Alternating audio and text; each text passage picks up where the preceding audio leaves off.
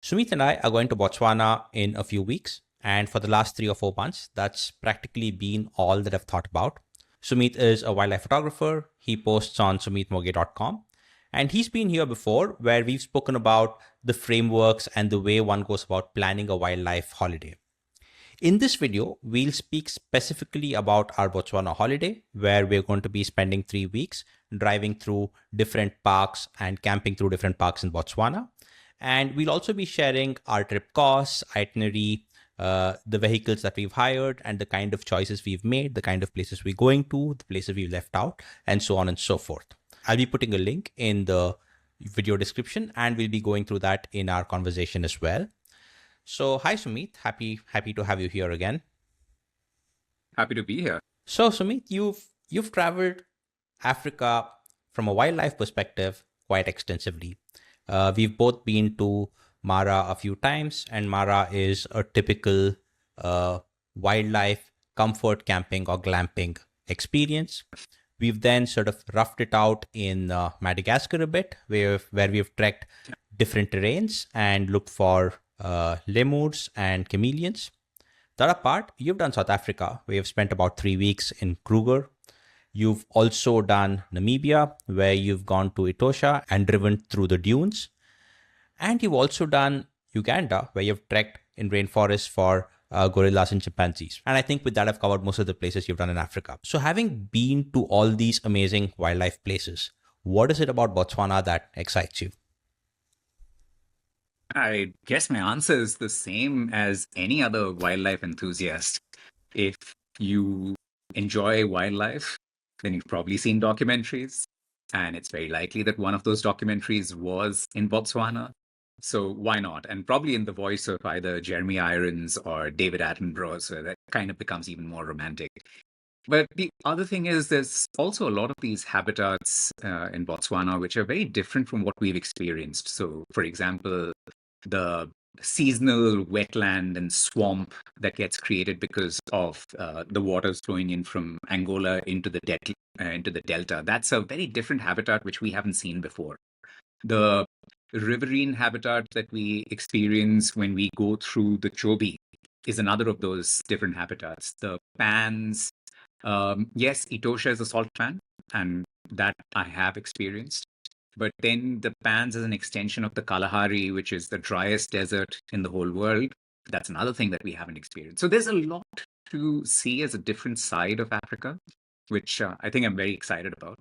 And then, of course, you always want that tick in the box, don't you? I mean, the tick in the box for me very much includes the Okavango Delta, because I first heard about the Okavango Delta even before I heard about Botswana, right? I mean, I'm sure the documentary spoke of it being in Botswana, but it referred to the Delta so often that that's what stayed with me when I first saw it growing up. And I've been reading up about the Delta and the habitat there, and it's so amazing to sort of find out that the water just gets absorbed into the ground, which is unlike anything that we've sort of seen in India, because in India, rivers generally flow into oceans. Right here, a river originates somewhere in the highlands, and then it just gets absorbed into the vast, flat desert that there is, which is really, really amazing and unique. Yeah, so that sounds amazing, and I'm looking forward to that. Could you share our itinerary, the places we'll be visiting, what we can expect to see there? Yeah, sure. So, look, first things first, you need to understand, I'm sure you know, but it's worth saying that Botswana is in the southern hemisphere, right? So the seasons that they experience are the exact opposite of ours. If we're experiencing winter, they're experiencing summer, and vice versa.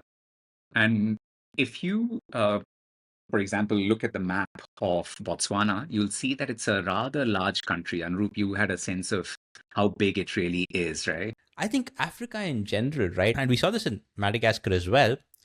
We don't, by looking at it on the map, you don't really realize how big these places are. Like driving the length of Madagascar for us was pretty much like driving from Kanyakumari all the way till Gujarat. That's how big that is, right?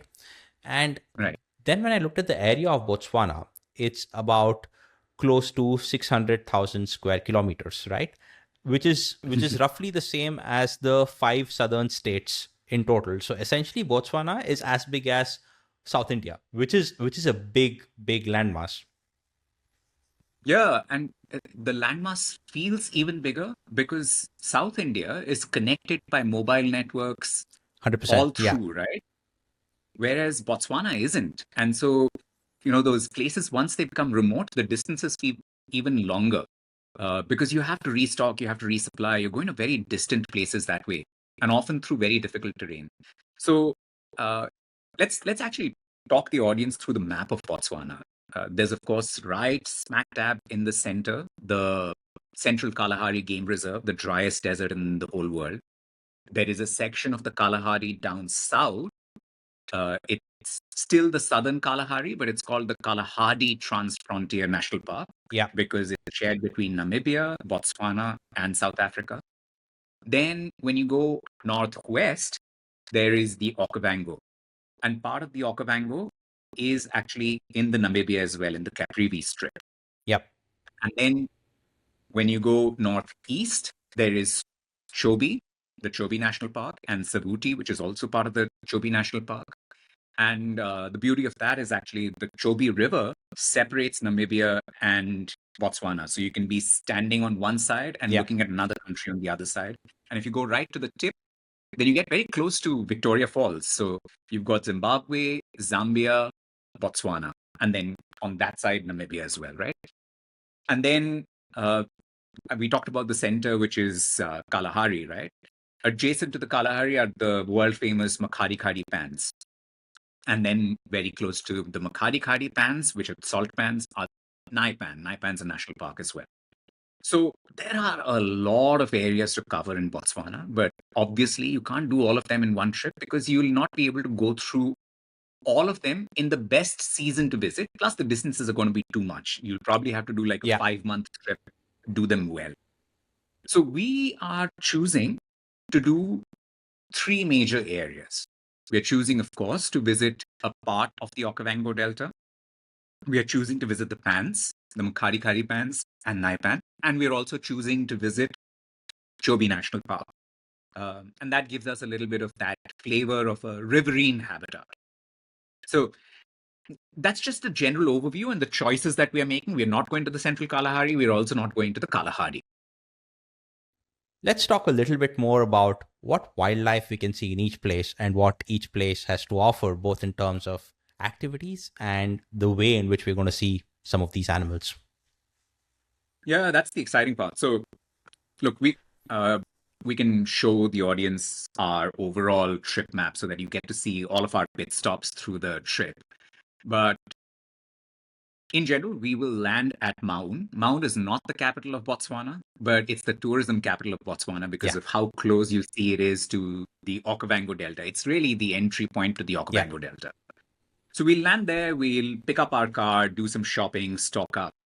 And on that first day, we're going to do something very exciting. We're going to get into helicopters and fly over the Delta. And the reason to do that aerial tour is to get perspectives that we haven't had the opportunity to shoot before. So, of course, aerial perspectives of the landscape, but also aerial perspectives of animals in that landscape is what I'm hoping to get. And of course, there'll be also an opportunity to get down and do a sundowner, which seems to be a very African thing to do. But yeah, I'm not big on sundowners, so I'll probably stay in the sky and keep shooting. I don't know about you. Yeah, if it comes at the cost of shooting time, I'd much rather stay in the sky and keep photographing than sort of going down for a sundowner. I'm sure, given the long trip we have and given the nature of camping we're doing, we'll have enough and more opportunities for sundowner. After that, the next day, we will drive down southeast and we'll reach this place called Khama Rhino Sanctuary. And as the name suggests, it is a rhino sanctuary. And it's got a very healthy population of rhinos, both white and black. But the big draw, there are other places, of course, where you might be lucky enough to see a rhino. The big draw is that the rhinos here are with their horns intact. And as you know, poaching is a big threat. So seeing rhinos with their horns intact in southern Africa is a big deal. But I think we're also doing a walking safari there, right? We're going to be tracking rhinos on foot, and I'm looking forward to that as well because I've never sort of been on foot in a big park in Africa. Yeah. Hopefully, the rangers are going to be able to arrange that for us. So I'm looking forward to that as well. The next morning, once we've done our 2 nights in Khama, we go northwest and we reach our first destination in the Makadi Pans, and that is called Kubu Island. Now, it's not an island surrounded by water. It's essentially a granite rock island, and the big draw for most people is it's a really scenic place. You have these baobabs that look rather ethereal when the light is good and nicely diffused. But one of the big draws for me in Africa, and especially in these desolate places, is that it's the night sky like we don't experience in our cities, right? Yeah. And so I'm really looking forward to photographing those rock formations, the baobabs under the Milky Way. We've taken some special pains to ensure that we are there on nights with prolonged Milky Way visibility, and also Milky Way visibility at very convenient times, like at 7 o'clock in the evening. So we don't even have to spend sleepless nights photographing the Milky Way. So that's going to be pretty good. So after Kubu Island, where we'll spend 2 nights, we will drive through the pans. And as you will see, there is no road. So we're going to have to find our way through the pans, and we will get to a place inside the general Makadi Pans National Park called the Nwetwe Pan. And the Nwetwe Pan is nice because we'll be sleeping out in the pan. So that's great. But sleeping out in the pans is not the main draw for us. The main draw is these guys, the Meerkats. There's this colony of Meerkats that's been research subjects for many, many years. So they've become a little more comfortable with human beings as compared to many other meerkats that you will see across, Southern Africa, who just bolt the moment they see human beings. So we're hoping to get some good photographs, and if nothing, we'll have a good time just watching them, I'm hoping. Right? I've not seen a lot of the wildlife that we're going to hopefully find in Botswana before.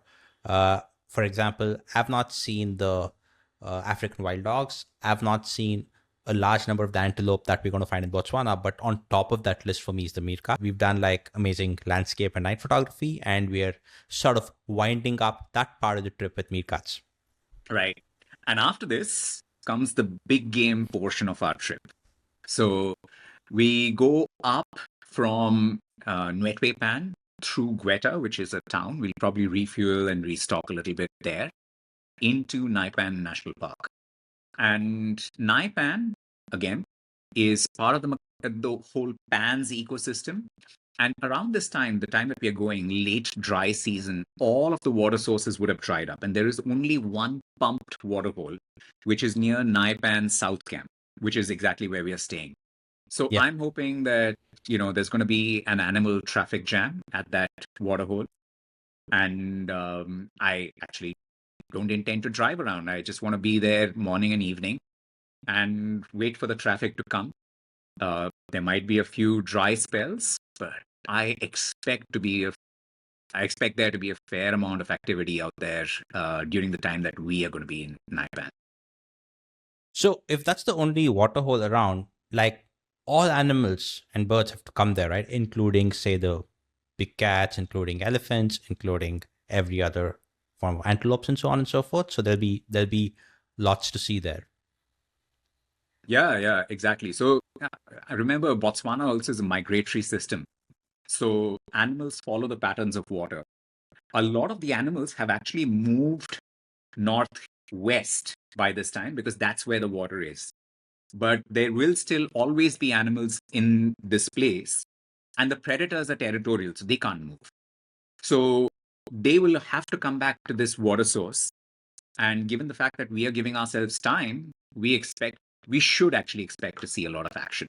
This for me is like the quintessential Africa that we first saw on TV, where there'd be images of a water hole and you would see giraffes drinking from it, you would see elephants drinking from it, you would see sometimes cheetahs, and there would be crocodiles inside. I know that this Nxai Pan waterhole does not have any crocs in it, but the image of Africa which first came into my mind was something exactly like this, where there's one waterhole and all the animals are coming there, and this for me is the first time I'll actually get to see it after so many visits to Africa. So looking forward to that, Yeah, yeah. and super excited about that.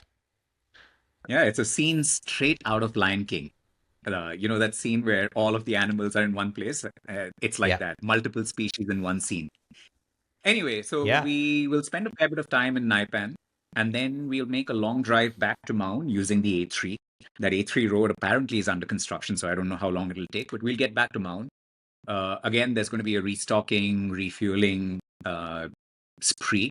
We'll get a room. We would have been camping until this point. So at Maun, we'll get a proper room, a little bit of creature comfort.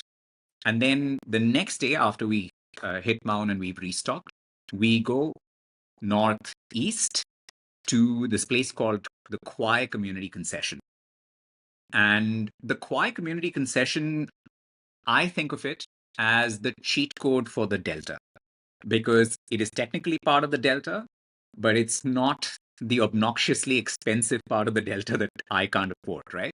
And because it's a community concession, it's a self-policed area, yeah, and there are certain options that you have up your sleeve. Like if you're confident enough, you can drive out, and if you are sensible enough, you can get close to the animals without necessarily spooking them, right?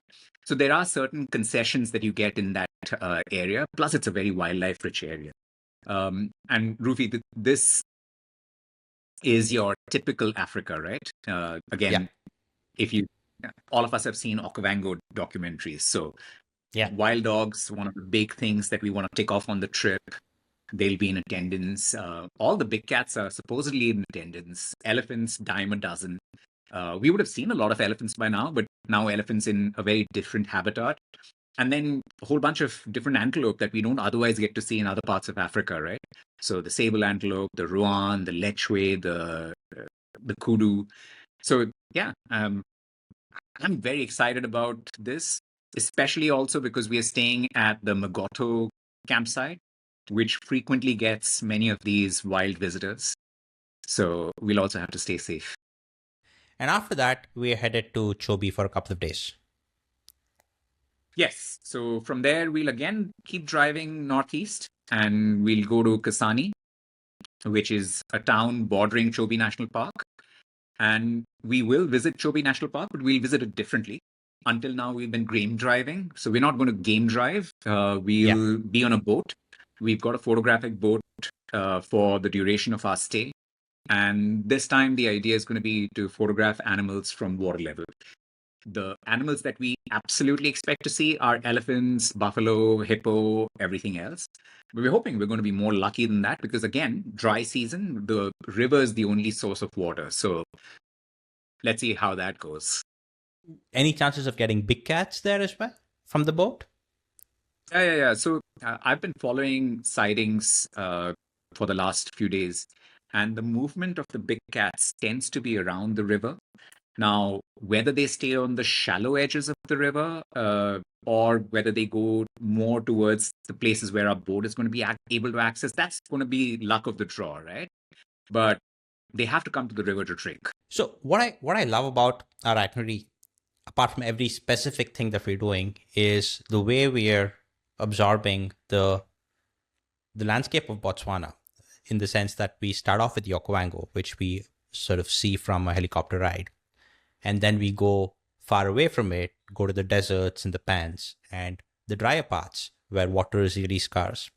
And then we come back to the delta, and then we absorb the delta from the closest point of the delta, which is the water. To me, that's a really nice way of going about experiencing Botswana, and I'm looking forward to that, and I'm super excited and looking forward to that. The one thing I wouldn't say not looking forward to it, but the one thing I'm a little bit apprehensive of is the camping experience, right? Now, in every other trip I've made to, say, Kenya or Madagascar, I would have a local guide with me who would know the route. So I never worried about which part of the country we're in and so on and so forth. In the Botswana trip, we're relying entirely on GPS, and we also have a satellite phone for emergencies because there is no phone signal in most of the places that we're visiting. In my earlier trips to Kenya, I would be dropped off at a camp, which would be a very comfortable camp where a hot meal would be served. I'd take a nice warm shower in my comfortable room and sleep in a very, very cozy bed. In this trip in Botswana, the car is practically, our room, our kitchen. We pitch a tent on the car's roof and we sleep there. And we using public facilities and ablutions, which are public in the truest sense, in the sense that it's not just the other guests, but also wild animals who use them from time to time, right? So why have we planned this in this way, where we are driving by ourselves as opposed to staying in a camp, or have some assistance from locals there? The way to look at it is twofold. One is that certain places are meant for self-driving, and you may not get any additional advantage with a guide. Of course, if you've never done Africa before, then maybe if this is your first trip, Yeah, go for a guided safari. But both of us have done Africa many times. So at least from a natural history perspective, from the perspective of being able to understand animal behavior, I'd reckon our skills are up to scratch, right? So, so there we won't get a lot of benefit from being with a guide, because consider a few of these destinations, right? Khama Rhino Sanctuary, a very small area. When we're going on a walking safari, we're relying on the rangers who work for inside the sure. park. Yeah. Otherwise, we are walking around, and anyone who's photographed rhinos knows that they're generally calm. And, that's one of the reasons why they're also big poaching targets. It's like shooting, Yeah. what do you call them? Fish in a barrel, right? So you can actually get pretty good photographs of them without having to muck around too much. Similarly, Nxai Pan, we have to go to the waterhole. We've got to wait it out. Yeah. And it's not as if the Yeah. presence of the guide is going to bring some big cats out there. It's luck of the draw on that particular day. So that's one part of it. Does the guide give you any additional advantage? And in our case, in some destinations, it does. The guide doesn't. The second part of it is that some places, of course, the guide gives you some advantages, right? Because they understand the routes, the backtracks, they are able to communicate with each other, they have the network and everything else. But that comes with a premium. And the premium is orders of magnitude higher. So, for example, Yeah. if we had to do this as a guided safari, it could cost us anything up to $24,000 for the duration of the trip that we are doing right now. We are doing the trip in a fraction of that cost. And I'm saying $24,000 per person, right? Per person. Uh, As opposed yeah. to now, which is roughly about 4 or so, four and a No, half, it's a little 5. more. For 3 weeks, we are spending $5,500. Fair enough. So it's not a cheap trip by any means. But, 5,500 versus 24,000, I'll take For sure. 5,500 a day. For sure. And how we come out trying to offset for our lack of experience in those areas, we're giving ourselves more time, right? And there are some places Yeah. where we are still paying the premium for somebody's expertise. Like on the boat, I have never driven a boat Yeah. before. Well, of course, I'm paying for the person who drives the boat, and there will also be a guide on the boat, right? So there are some of those places where we are paying for the expertise. There are other places where we are just banking on time, our instincts, and our knowledge of animal behavior. So since I've never sort of camped in my own self-drive car before in Africa or anywhere else, what does a day look like? For example, let's say we're in Nxai Pan. What does an average day at Nxai Pan look like? Well, I can only predict from my experience elsewhere, but before this, whenever I've camped out, I get up early in the morning, usually about 30, 40 minutes before I intend to set out. There are standard timings when you're allowed to get out in the wilderness. So, for example, in Nxai Pan, there'll be a park opening time, park closing time. I'll just get up 30 to 40 minutes before. I'll brew my coffee because I need that to get started. I'll probably read a little, and then I'm off to the races, right? And then you spend as much time as you need to, because the good thing about most of these African parks is you decide when you want to come back, as long as you come back before park closing time, right? Park closure. Or gate closing time. Sometimes, like for example, when I used to be in the Kruger, some days I wouldn't go back at all. And some days when it felt like it was just too hot and there's no action happening, I would come back to camp. And I intend to do exactly that. I think in places like Nxai Pan, it will get a bit slow in the middle of the day. So it might be a good idea for us to just come back and rest in the shade and then go for a second outing later instead of burning ourselves out. So we'll see. And then we come back to camp by sundown. We light a fire, maybe make ourselves some dinner, and go to sleep. I have a principle though, and I hope nobody gets offended. Which is no, actually, taking a break for food is not a great idea if you believe a good sighting is coming around, right? So I will always trade a great sighting for a great meal, which is why I haven't talked too much about food. I mean, completely on board on that, right? And I was going to ask you about that. If Nxai Pan's super hot and the expectation is that a lot of animals are going to be there in the water, it is likely that they'll continue to show up to the water however hot it gets, right? I would like to at least maybe on one day question the hypothesis on whether staying back is worth it or not worth it. And I think the other consideration is not just returning for a meal. I think we're also in this trip conserving our energy for being prepared for a shot for the most opportune moments, right? So if you're going to spend a very hot afternoon in the field, it's unlikely that we'll have the same level of energy that we would have had we gone back and, if not had a meal, maybe just sort of taken a shower and freshened up, rested a bit, etc.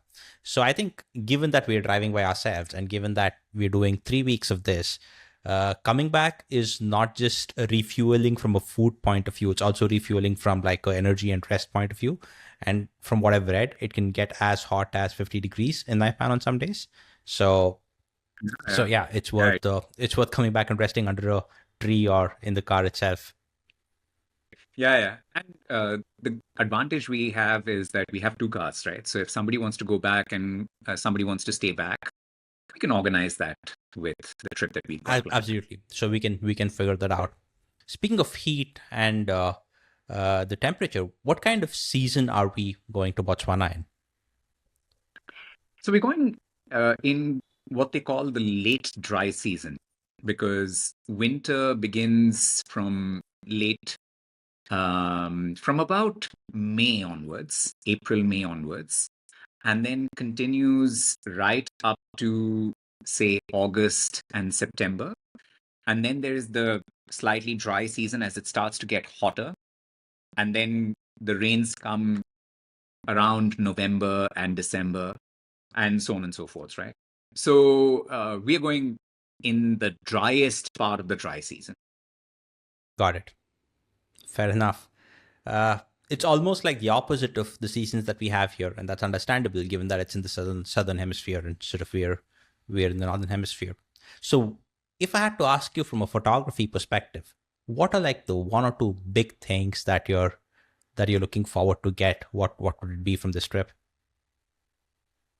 Let's just go one by one. I want to photograph meerkats. That's got to be number 1 in my list. Number 2 has to be the aerial photography experience at over the Delta. And then number 3, if I had to force myself, I'd like to say wild dogs. I'd love to get a great sighting of wild dogs and photograph them to my heart's content. Let's see if that happens. I think the same 3 are true for me, but I'm not sure in which order. It's hard to pick between meerkats and the helicopter ride. And wild dogs for me are something I've not seen at all. You've at least seen them in Kruger a few times. I have not seen a wild dog. It's going to be an absolute lifer for me. So that's something I'm looking forward to. An additional thing that's important for me is sort of, the whole, all kinds of animals, elephants, giraffes, everyone else at the Nxai Pan waterhole during like a really, really dusty afternoon where it's almost white and not brown, a little bit like what you've seen at Etosha.